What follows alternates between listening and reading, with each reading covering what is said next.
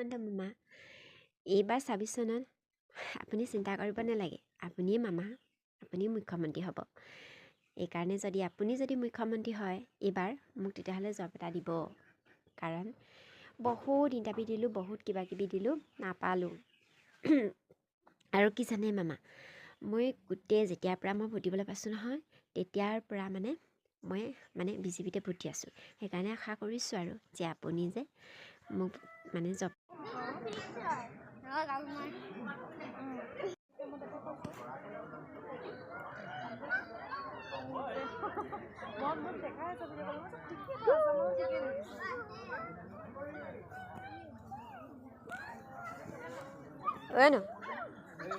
চাহ এফালে চাহ দেখা